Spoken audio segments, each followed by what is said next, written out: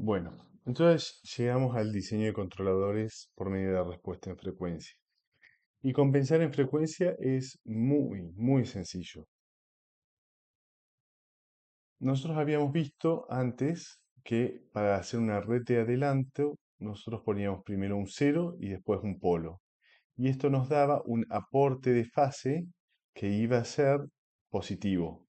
¿Por qué? Y bueno, porque a este punto, digamos a un punto acá donde tengo el mouse, teníamos un aporte de fase que iba a ser mayor al aporte de fase que daba el polo y decíamos que este aporte va a ser positivo siempre.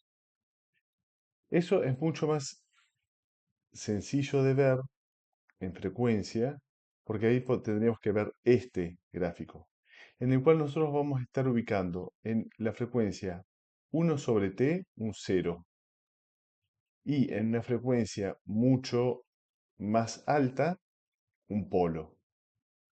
Lo que acá era cerca del origen, esto se corresponde con una frecuencia baja y lo que está más alejado del origen se corresponde con una frecuencia superior. Entonces, si yo acá vengo con cero y subo hacia arriba, acá tengo un cero. Hasta que a esta acción de 20 decibeles por década la vamos a cancelar con la acción de un polo. Bien. Con la fase tenemos desde una década antes, comienza a incrementarse por la presencia del cero, hasta que una década por delante tengo un polo que va a comenzar a cancelar la acción y esta fase va a volver a la normalidad a lo largo de una década. Entre la acción de este cero y la acción de este polo, el aporte de fase ha sido de sigma m. Fíjense cómo el cero y el polo hacen un aporte de fase positivo. Entonces, en esta parte, la fase se adelanta. Y por eso se llama una red de adelanto, porque adelanta la fase. Ahora, ¿cuál es la clave en el compensador de adelanto? La función de transferencia de la compensación de adelanto está dada por esta expresión, en la cual alfa está entre 0 y 1. Entonces, si nosotros tenemos un 0 en 1 sobre t, vamos a tener un polo en alfa veces por delante, o 1 sobre alfa veces por delante, porque esto es un número menor que 1. Bien, en ejemplo numérico, tomemos alfa igual a 0.1. Si yo tengo alfa en 0.1, entonces tengo en 1 sobre t, acá tengo el 0. Y 10 veces hacia adelante en frecuencia, tengo el polo. 0 y polo. Lo que logro va a ser un adelanto de fase de cierta cantidad de ángulos, que le vamos a decir cita m. Este aporte máximo de fase va a suceder en la media geométrica de las dos frecuencias en las que yo puse el 0 y el polo, que vamos a decirle que sea omega m, y omega m va a ser 1 sobre alfa t. Si yo quiero calcular el ángulo, el parámetro alfa para generar cierto aporte sigma m de fase, lo hago a través de esta expresión. Y esto es todo lo que uno necesita saber sobre cómo es una red de adelanto. Y después lo que hace falta conocer es la receta. Y la receta está dada en el libro con los siguientes pasos. Primero tenemos que calcular el valor de la ganancia necesario para satisfacer los requerimientos sobre la constante de error estático. Con esta ganancia vamos a redibujar el bode. Una vez que hemos redibujado el bode, vamos a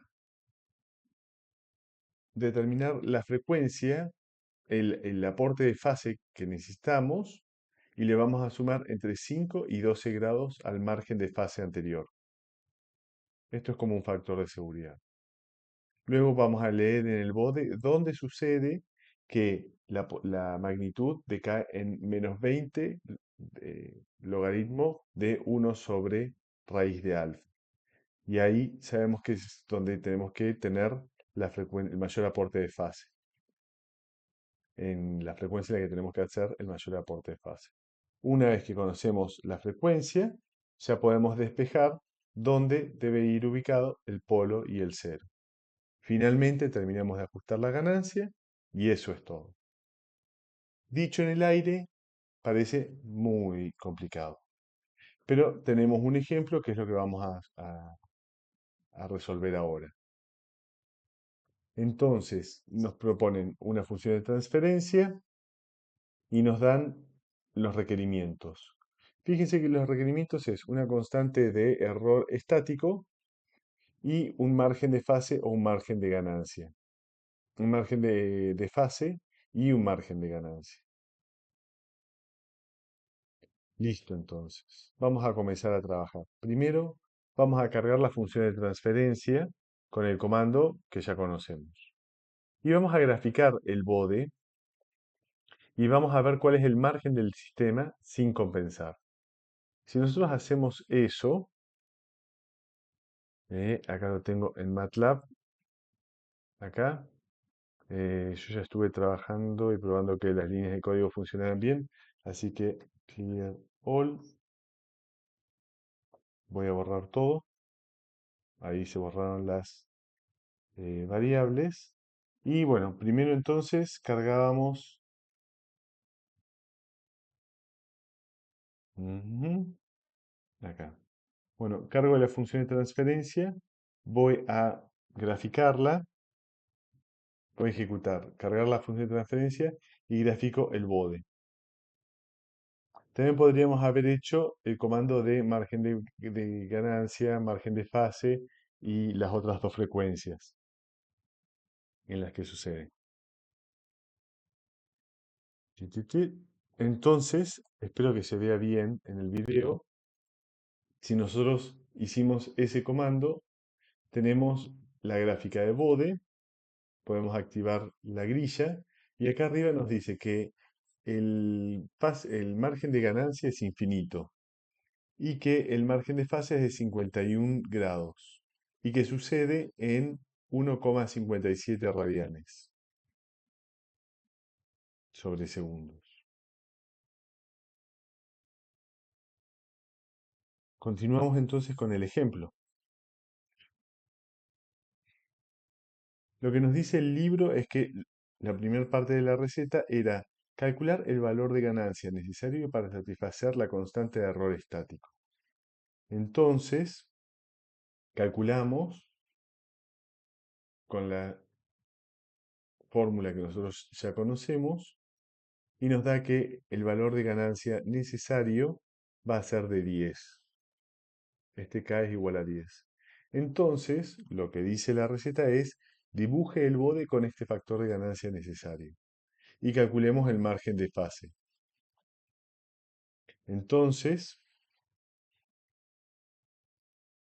acá yo tengo que G1 va a ser G multiplicado por 10, le voy a hacer el bode y voy a graficar el margen de fase. F9.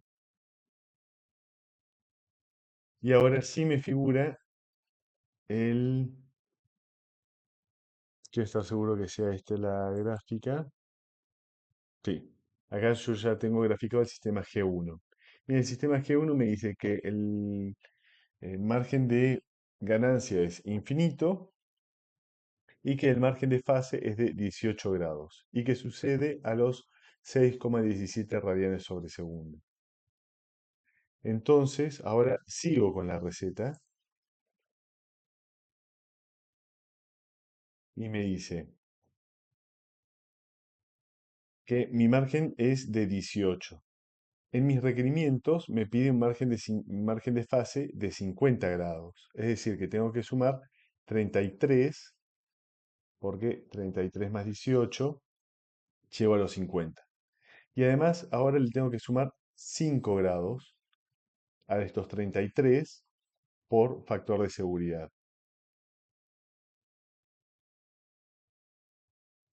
Bien. Entonces, sigma m es de 38 grados. Voy a calcular, conociendo de cuánto tiene que ser mi aporte de fase, voy a calcular ahora el parámetro alfa y para eso voy a usar esta expresión de acá. Cuando lo calculo, me debería dar que alfa debe ser de 0,24. Una vez que ya conozco dónde es alfa, entonces ya sé que necesito 33 grados para satisfacer los requerimientos de los 50. Le sumé los 5, calculé, entonces tengo un sigma de 38 grados. Calculo que el alfa es de 0,4. Y ahora tengo que calcular dónde voy a poner em, este aporte de fase. Para ello uso la ecuación de, perdón, vuelvo para atrás. Entonces leo el bode donde el módulo cae a tanta frecuencia, a tal módulo. Calculo este módulo, vuelvo para acá, me dice que el módulo es de menos 6,19 decibeles. Entonces me voy al bode que yo ya tengo graficado y me fijo dónde la magnitud ha caído a menos 6, bueno, más o menos por ahí. ¿Qué número era el que tenía que calcular? Era de menos 6,19. Bueno, acá estoy en menos 4 menos 6, 6,11. 6,11, un poquito más. Bueno, ahí. 6,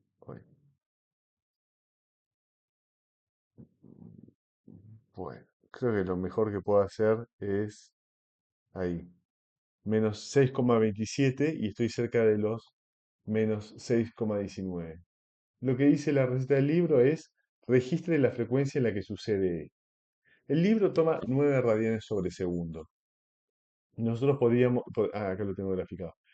Acá nosotros podríamos tomar entonces 8,9 o 9 radianes. Una vez que ya tenemos esta frecuencia, es donde nosotros vamos a ubicar este aporte de sigma m. Voy a seguir el ejemplo ahora desde el libro, para no perdernos. Entonces habíamos dicho que teníamos una caída de menos 6,2 decibeles que sucedían donde nosotros teníamos que ubicar el mayor aporte o el aporte de nuestra red de adelanto. Ese aporte debería suceder en 9 radianes sobre segundos. Entonces ahora tenemos que calcular dónde ubicaríamos el cero y el polo con las ecuaciones que teníamos de antes, que son acá. Una vez que ya conocemos dónde hay que hacer el aporte, tenemos la frecuencia del cero, perdón. Una vez que ya sabemos dónde tenemos que hacer el aporte, tenemos la frecuencia donde vamos a ubicar el cero y la frecuencia donde vamos a ubicar el polo. Bien, continúo con el libro. Entonces tenemos el cero en 4,41 y el polo en 18,4 radianes sobre segundos. Ya tenemos en parte la fórmula de nuestro compensador. Lo único que nos falta ahora es ajustar el valor de ganancia. Si el aporte total debía ser de, eh, si la ganancia total era de 10, entonces ahora con este parámetro alfa, la ganancia total del compensador va a ser de 41,7. Por lo tanto, la función de transferencia del compensador es esta o lo que es lo mismo, la otra en modo de frecuencias.